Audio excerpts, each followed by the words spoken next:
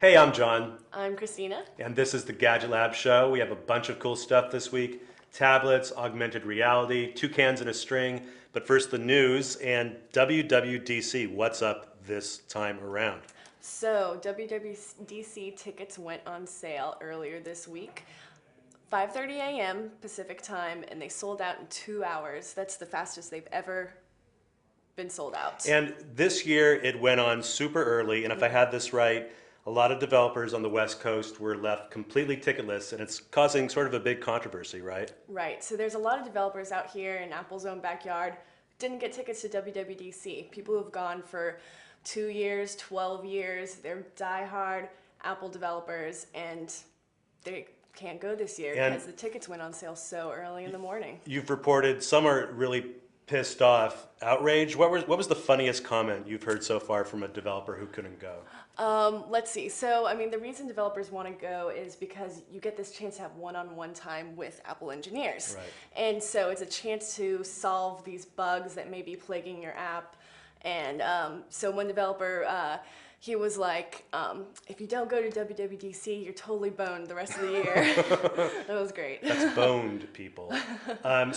Just is there any recourse for these devs who can't go?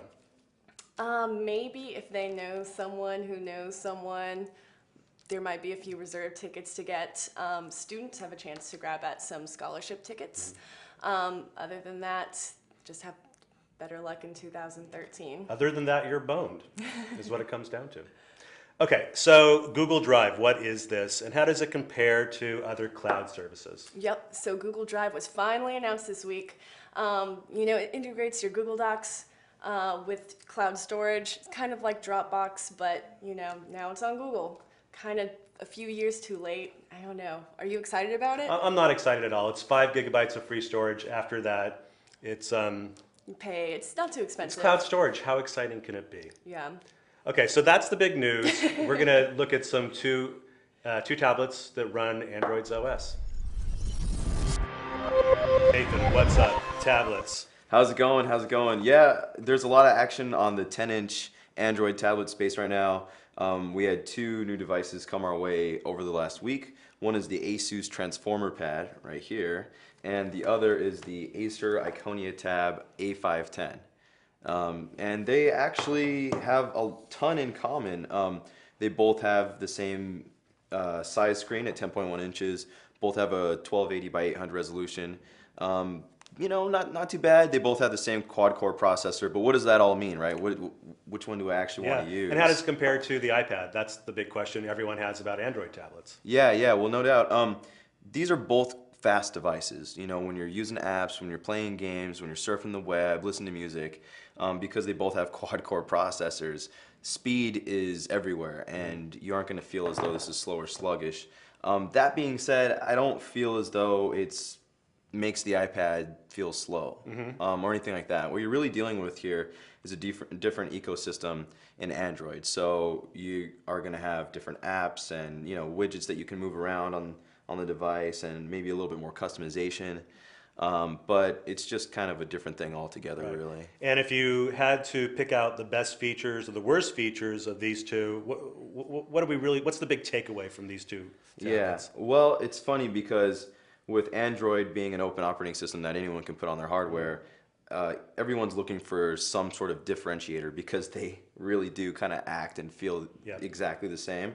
So for Acer, they have a thing called the Ring, and you just tap the Ring icon at the bottom, and this deal comes up here. You can check out your bookmark websites, maybe some favorite apps. You can customize what shows up. And then you can even increase the volume right here on the left or right as well, which is all kind of helpful. I'm not a huge fan of this. I kind of feel like it's a superfluous touch on top of the operating system. Yeah. Nothing too special to me.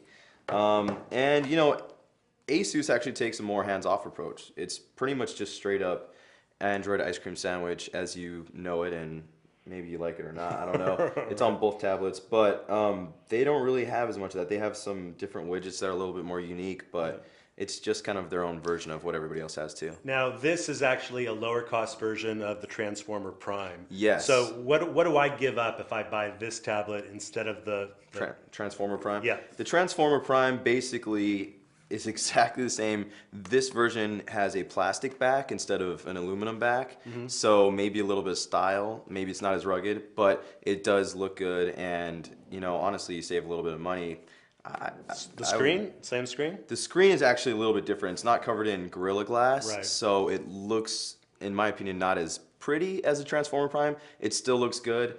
I do like the screen on the Transformer Pad better than I like the Iconia Tab screen, even though the Iconia Tab goes for about $450 and this one goes for about Got it. $400. Okay, well, we will have full reviews on Gadget Lab in due time. And next up, we're going to check out a really cool augmented reality app. Okay, Robbie, Mr. Augmented Reality, take it away with this awesome new app. So the London Science Museum has a new exhibit, and part of that exhibit is an app. Now the app is called James May Science Stories, and what it lets you do is take James May, one of the presenters from Top Gear, one of the best shows on BBC, anything, actually one of the best shows on television, and James is a huge science guy, so he goes through and he tells you about 9 of the exhibits. But he does it in a very unique way. They're using augmented reality. So it's like you have a tiny James May that goes around with you, teaching you about light bulbs, engines, the Model T, all these items in this exhibition of modern marvels. Now, we can't all go to London, so you can actually download a marker. You can just go to the site and download it. And you can have James May in your house telling you about the Model T or Rolls-Royce engine. Right, and so there's one downloadable marker for each exhibit in the museum? Actually, you only have to download it once. The app, you can scroll through the app to find whatever exhibit you want James May to talk to you about, and just scroll through till you find the one you want, and just point it here, and then James May kind of talks. And all in 3D. And it's 360 degrees, right? 360 degrees. If you turn it, if you're facing the camera this way and you turn it this way, you can see the top of James May's head, which I don't know if you want to see, but you can put the paper down, you can spin it around, and James May will spin like he's on some sort of carousel or Lazy Susan. Right. It's actually really fun. So you really don't even need to go to the museum? Nah, you don't. Well, No. they have a lot Why more would you? exhibits, Why? but I mean, you can get the 9 most important. And if they're important enough for James May, they're good enough for me. And they're good enough for Gadget Lab too. Well, thanks, Robbie, for that illuminating look at augmented reality science. And speaking of science, we're going to look at the most forward-reaching technology in tin can telephony. Ooh. So, Alexandra, what do we have here? They look like tin cans with cables coming out of them. That is almost exactly what they are. This is a tin can, and inside is basically a microphone and a speaker. And this mini one can attach to a cell phone, like it is here.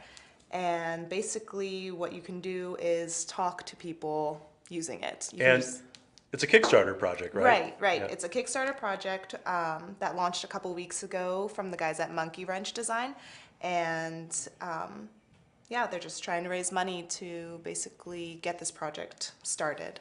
And these are real tin cans. I think this one came from canned corn. Right. And have you tried it? Does it work?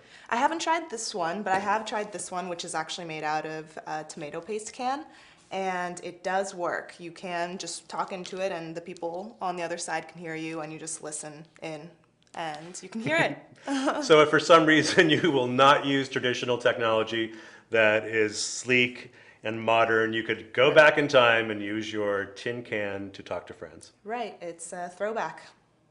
And a strange one at that. So that was the Gadget Lab for this week. We will see you next week with more cool stuff.